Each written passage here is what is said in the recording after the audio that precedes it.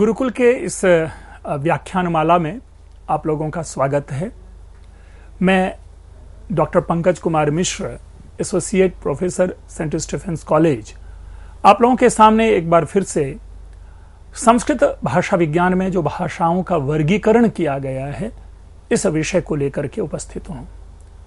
मित्रों, इससे पूर्व हम लोगों ने व्याख्यान में जब भाषाओं का वर्गीकरण किया था तो उस क्रम में योगात्मक भाषा का विश्लेषण प्रारंभ किया था और तदनुसार श्लिष्ट जो तीन भेद हैं योगात्मक के, अश्लिष्ट योगात्मक, श्लिष्ट योगात्मक और प्रश्लिष्ट योगात्मक, तो श्लिष्ट योगात्मक तक का सोदाहरण विश्लेषण किया था।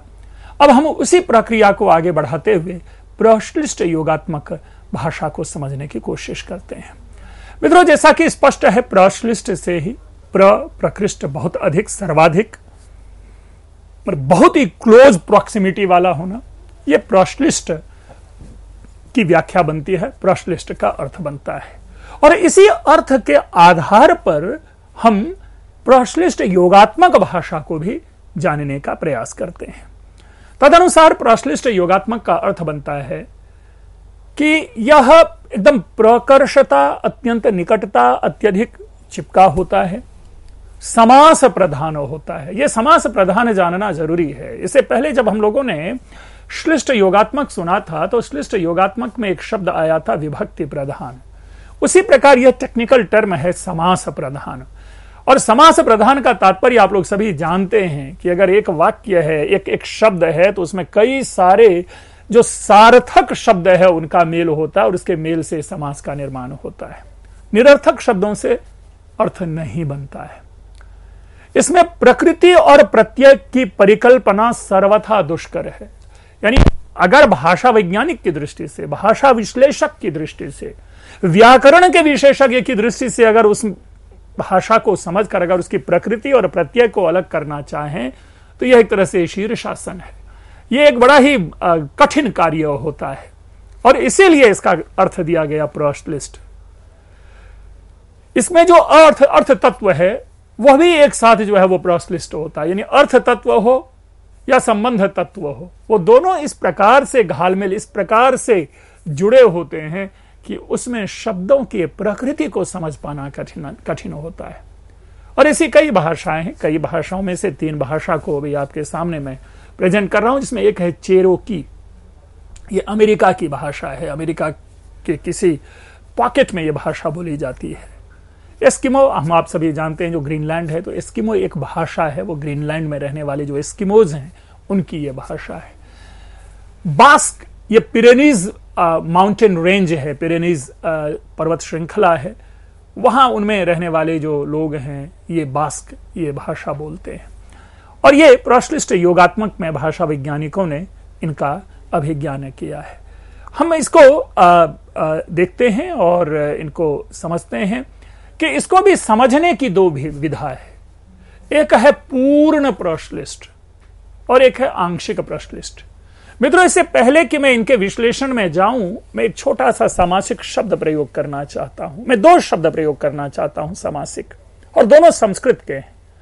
एक महाकवि कालिदास का है शब्द और एक दंडी के दशकुमार चरितम का शब्द है। महाकवि कालिदास मेघदूतम के दूसरे पद्य की दूसरी पंक्ति में प्रयोग करते हैं। मासान नीत्वा के बाद एक शब्द है पूरा का पूरा, कनक वलय भ्रंश रिक्त प्रकोष्ठ।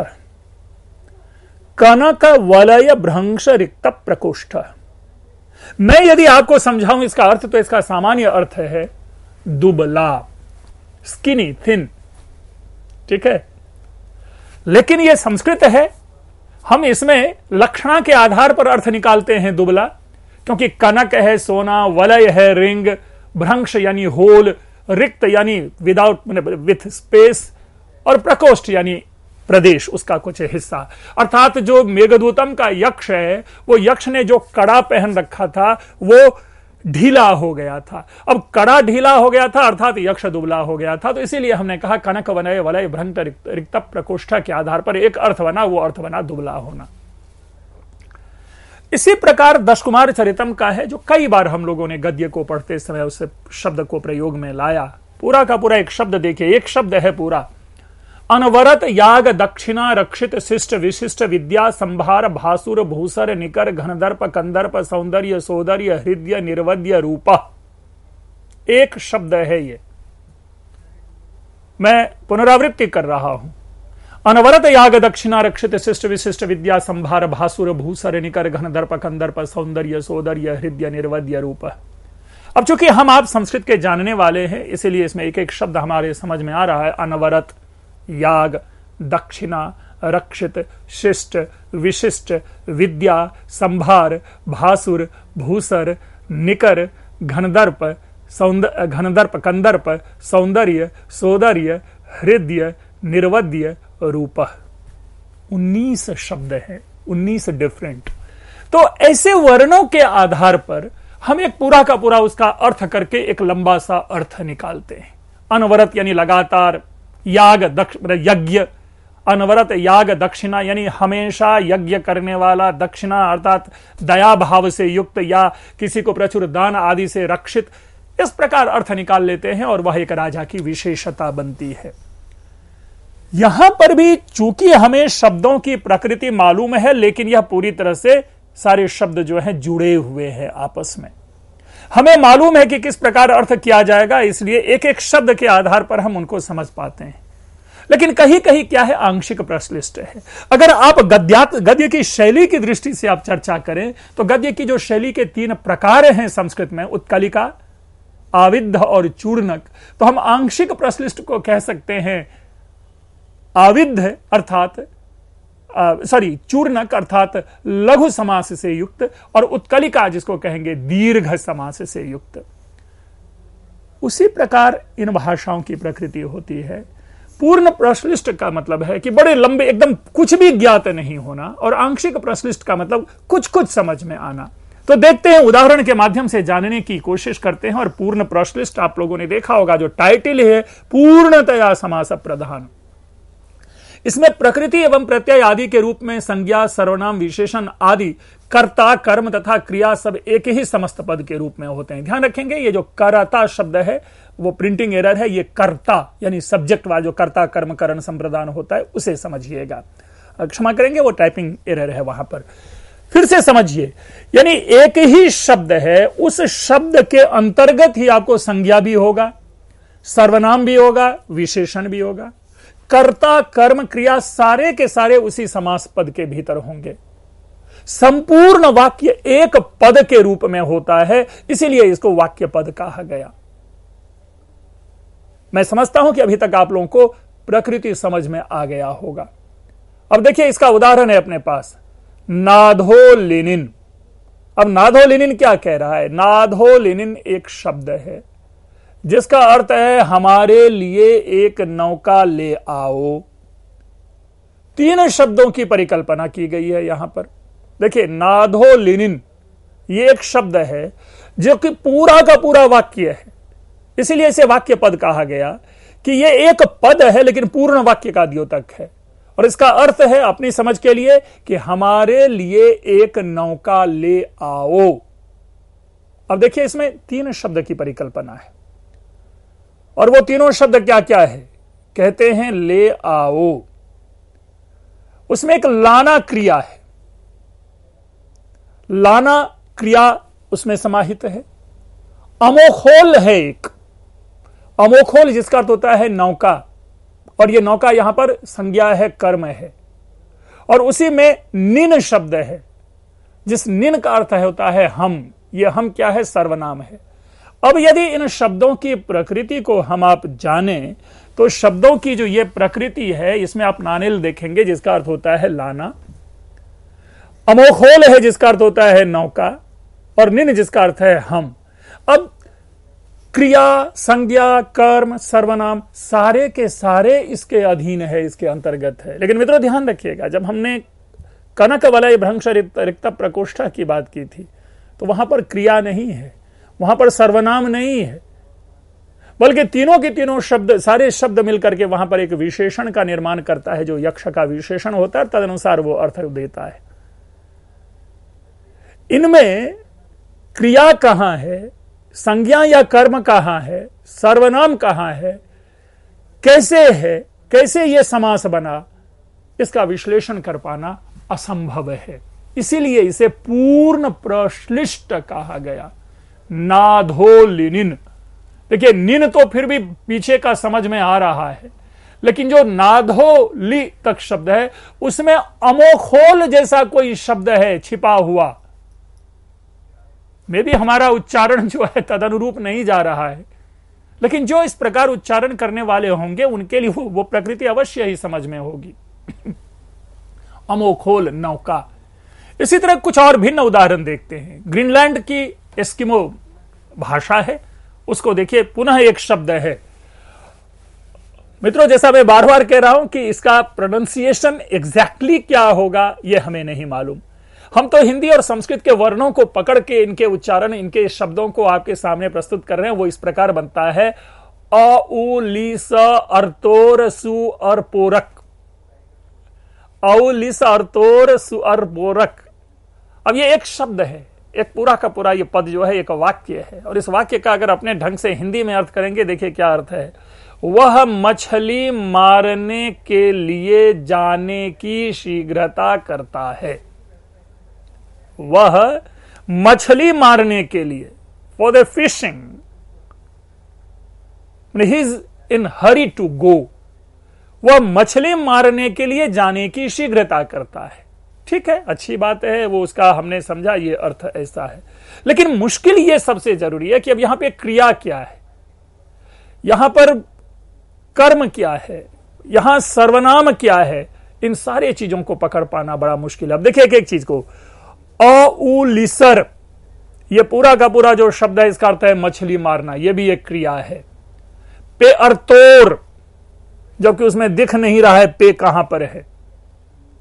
किसी कार्य में लगना, पे अर्तोर का मतलब किसी कार्य में लगना।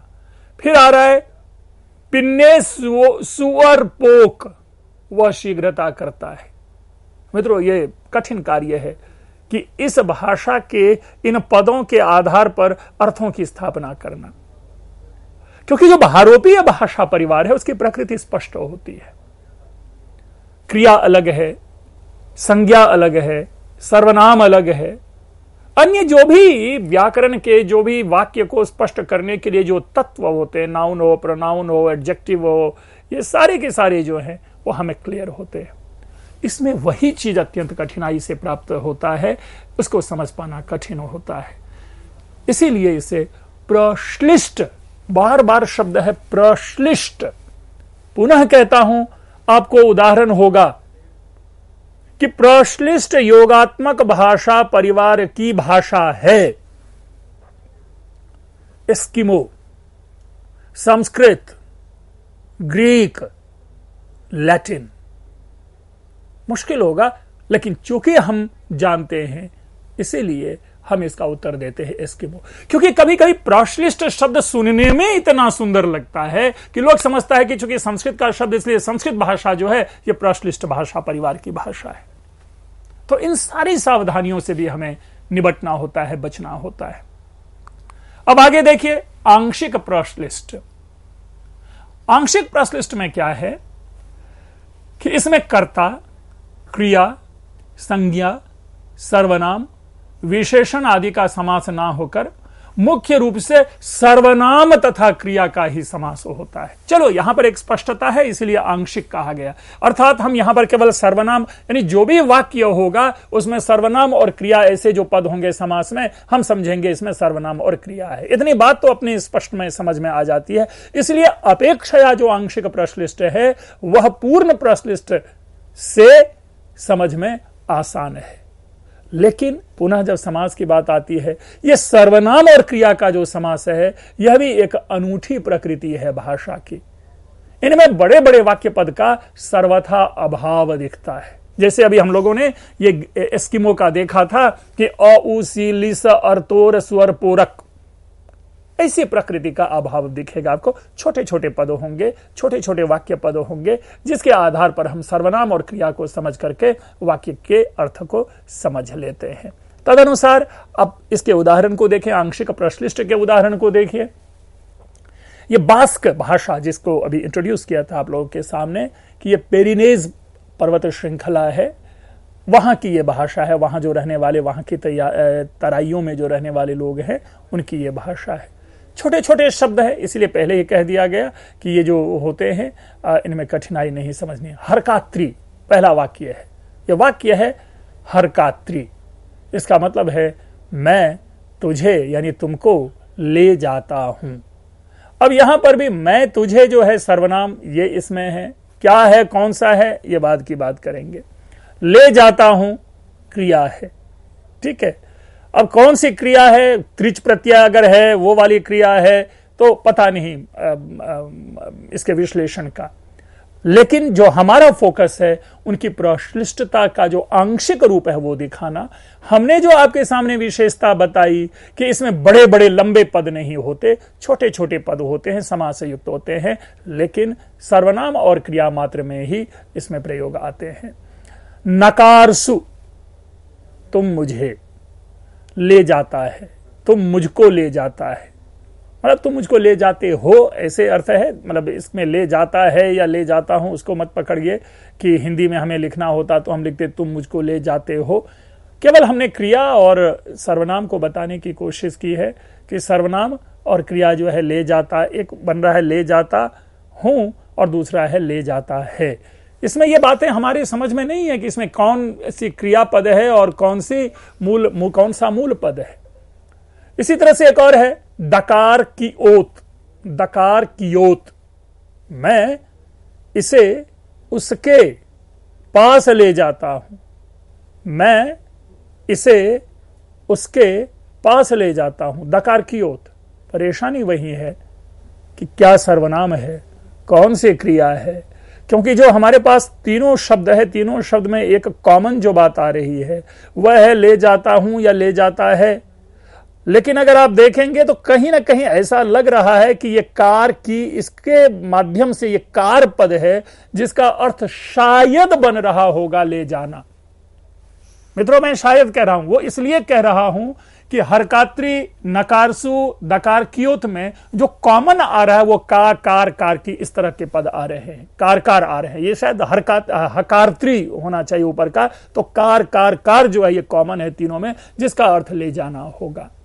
और यदि इसका अर्थ ले जाना है तो पूर्व में भी हम देख रहे हैं ना है, बाद में भी एक पद देख रहे हैं या ह है या त्रि है या, तो ये जो है इस आधार पर क्रिया को ढूंढना या कर्ता को ढूंढना या सर्वनाम को ढूंढना वाक्य में कठिन होता है। हम पढ़ रहे हैं प्रश्लिष्ट योगात्मक और यही इसकी प्रश्लिष्टता है। प्रश्लिष्ट के जो दो भेद हैं, दोनों में जो अंतर हम देख पा रहे हैं वो यही अंतर है, जो एक है पूर्ण और एक है आंशिक। पूर्ण में क्या होते हैं, बड़े बड़े पद होते हैं और आंशिक में छोटे पद होते हैं। प्रकृति दोनों में समान है, वह क्या है, समस्त पद के रूप में प्रयोग में आता है। आपकी सुविधा के लिए संस्कृत में यहां पर दो शब्द रखा है, वो चिकीर्षति और जिगमीषामि, जो सन प्रत्यय वाला है। हम यदि देखने की कोशिश करें तो इसके माध्यम से हम भी इस आंशिक जो प्रश्लिष्ट योगात्मक है संस्कृत की इस प्रकृति को समझ सकते हैं। चिकीर्षति का भी अर्थ होता है वह करने की इच्छा करता है, ठीक है, वह करने की इच्छा करता है। जिगमीषामि का भी अर्थ है कि मैं इच्छा करता हूं है। अब इसमें भी जो इच्छा वाला पद और हूं और जो है या मैं और वह जो है, ये चूंकि हम आप संस्कृत भाषा जानते हैं इसलिए चिकीर्षति में जो रूप है लट लकार का, उसके आधार पर हम अर्थ ग्रहण कर लेते हैं और तदनुसार यह विश्लेषण कर लेते हैं कि वह करने की इच्छा करता है। लेकिन अगर इसको आप एक विश्व पटल पे प्रस्तुत करेंगे तो जो संस्कृत की भाषा को नहीं जानेगा उनको भी इसी प्रकृति में इसको प्रस्तुत करेगा, क्योंकि चिकीर्षति का अर्थ होता है वह करने की इच्छा करता है, ठीक है। अब इसमें कहीं दिख नहीं रहा है वह, यहां कहीं दिख नहीं रहा है इच्छा करना, तो इसे भी जिगमीषामि या इस प्रकार के जितने भी सन्नंत हम लोग क्रियापद का निर्माण करते हैं या आगे इस तरह के और भी कई हैं, यंग लुगंत आदि जो वो प्रक्रिया के अंतर्गत जो आते हैं, हम उनकी प्रकृति को आंशिक प्रश्लिष्ट योगात्मक का उदाहरण समझ सकते हैं।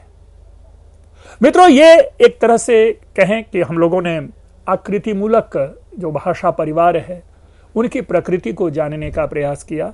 दूसरे शब्दों में आकृति मूलक जो इति आकृति मूलक कथा, यह हम यहां कह सकते हैं। अब इसके बाद हम नया शुरू करेंगे परिवार मूलक। लेकिन इस आकृति मूलक के दो और तत्व हैं जो बचे रह जाते हैं। हम आकृति मूलक के जिन जिन चीजों को हम लोगों ने पढ़ा वो एक बार देख लीजिए, अयोगात्मक और योगात्मक। तदनुसार आकृति मूलक के 4 भेद हैं। 4 भेद इस प्रकार बने क्योंकि अयोगात्मक एक है और योगात्मक 3 है। तो परीक्षा में यह प्रश्न पूछा गया है, इसलिए यह मैंने 4 भेद यहां पर आपके सामने, जबकि इसकी चर्चा शुरू में ही कर दी है, यह पुनरावृत्ति ना समझे, यह मैं फोकस करने के लिए आपके सामने बता रहा हूं कि आपसे एक सामान्य प्रश्न पूछा जाएगा कि आकृति मूलक का वर्गीकरण, आकृति मूलक वर्गीकरण के कितने भेद हैं?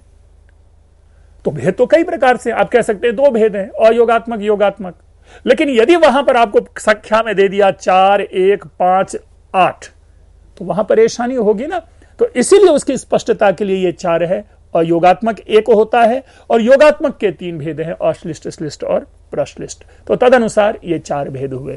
लेकिन जो दूसरा मूल विषय है मित्रों, इनकी समीक्षा को भी जानना उतना ही आवश्यक है। क्योंकि क्या होता है कि संस्कृत नहीं, जो भाषा वैज्ञानिक विश्लेषण है, इनके भी कई वर्ग होते हैं, कई पक्ष हैं। याद हो जब हम लोगों ने भाषा की उत्पत्ति की चर्चा की थी तो भाषा वैज्ञानिक भाषा की उत्पत्ति को अपना कोर टॉपिक मानता ही नहीं। इसी प्रकार से जब हम आकृति मूलक वर्गीकरण की चर्चा करते हैं तो कुछ ऐसे लोग हैं जो इसे स्वीकार करते ही नहीं। वो कहते नहीं, ये युक्त नहीं है, ये अयुक्त युक्त है। लेकिन मैं 2 लोगों का नाम लूंगा भारतीय विद्वान का, एक तो श्याम सुंदर दास और दूसरा तारापुर वाला। इन दोनों ने इस आकृति मूलक वर्गीकरण को अत्यंत वैज्ञानिक कहा है। अर्थात इन्होंने रिकॉग्नाइज किया, आइडेंटिफाई किया और कॉम्प्लीमेंट किया इस वर्गीकरण को। लेकिन कई लोग इस वर्गीकरण को डिस्कार्ड कर देते हैं, इसको एक्सेप्ट नहीं करते। वो कहते हैं कि ये 4 वर्गों में जो विभाजन है, जो ऊपर अभी हमने चर्चा की, अयोगात्मक और 3 जो योगात्मक है, इन 4 वर्गों में विभाजन ये युक्त नहीं है, ये अनुकूल नहीं है, ये लोगों ने अपने मन से, अपनी मनमर्जी से चला दी है। इनमें कई भाषाएं ऐसी हैं जो भौगोलिक दृष्टि से बहुत दूर है। जैसे हम एक और बात करते हैं सूडानी और दूसरी ओर हम बात करते हैं यहां पे मुंडा, संथाली आदि भाषा। तो दोनों का जो भौगोलिक प्रदेश काफी भिन्न है, तो इन दोनों को हम कैसे एक प्रकार की श्रेणी में लाते हैं? तो भौगोलिक दृष्टि से दूर होने के कारण हम इनकी वैज्ञानिकता का पूर्ण विश्लेषण नहीं कर पाते। और यही कारण है कि इसमें वैज्ञानिकता का अभाव है। किसमें? भाषा में वैज्ञानिकता का अभाव नहीं है, वर्गीकरण में वैज्ञानिकता का अभाव है। इसमें कोई भी भाषा अपने वर्ग का पूर्ण प्रतिनिधित्व नहीं करता। यह कथन सत्य है, मैं इसके पक्ष में हूं, मैं कहता हूं। क्योंकि अगर हमने एक उदाहरण लिया, चाहे वो उदाहरण हमने एस्किमो का लिया हो, या वो उदाहरण हमने बास्क का लिया हो, या वो उदाहरण हमने चेरोकी का लिया हो, तो वो केवल और केवल उस भाषा की प्रकृति है। यानी उस भाषा के आधार पर हम दूसरी भाषा को नहीं समझ सकते। इसीलिए पूरा का पूरा एक क्लास का या पूरा का पूरा एक ग्रुप का, एक पॉकेट का निर्माण नहीं करता। और यदि करता भी है तो अपने से संबंध रखने वाली अन्य भाषाओं का वो विश्लेषण नहीं प्रस्तुत करता। जैसे कि संस्कृत भाषा है कि संस्कृत भाषा के आधार पर हम जितने भी बहुरूपीय भाषा परिवार है उसकी प्रकृति को समझने की क्षमता रखते हैं। जितने भी इंडो आर्यन लैंग्वेज ग्रुप है हम उनको समझने की क्षमता करते हैं। और यही बात इसमें भी अगर हम रखें, अगर योगात्मक और अयोगात्मक को रखें, आकृति मूलक दृष्टि से संस्कृत का विश्लेषण करें, तो एक संस्कृत भाषा में ही हमें तीनों के उदाहरण, चारों के उदाहरण मिल जाते हैं। अयोगात्मक के भी मिल जाते हैं, श्लिष्ट योगात्मक के भी, अश्लिष्ट योगात्मक के भी और प्रश्लिष्ट योगात्मक के भी मिल जाते हैं। और दोनों मैंने आपके सामने प्रस्तुत किया। तो इस तरह से भी लोग कहते हैं कि यह विश्लेषण जो है अपूर्ण है। चौथा एक मूल विषय और मूल बिंदु निकल कर आया कि संसार की समस्त भाषा के अध्ययन के बिना उन भाषाओं की आकृति को नहीं समझा जा सकता। ठीक है, कोई दोष नहीं, इस समीक्षा पर भी कोई विशेष टिप्पणी नहीं। यह तो सत्य है ही कि जब तक हम सारी भाषाओं का अध्ययन नहीं कर लेंगे तब तक किसी भी भाषा की प्रकृति को, किसी भी भाषा की आकृति को पूर्णतया नहीं समझा जा सकता। लेकिन हम इस एक निष्कर्ष पर तो जरूर ही पहुंच सकते हैं कि अभी तक जितना अध्ययन हुआ है उस अध्ययन के आधार पर ऐसी जो अज्ञात भाषा है, ऐसी जो एक्सेप्शनल लैंग्वेजेस हैं, उन भाषा की प्रकृति को हम तो समझ पाए, हम समझ पा रहे हैं। और यही कारण है कि आज हम एस्किमो की चर्चा कर रहे हैं, कल हमने सूडानीज, चाइनीज, मैंडरिन आदि की चर्चा हमने की, हमने टर्की की भाषा की चर्चा की। ये इसी का परिणाम है।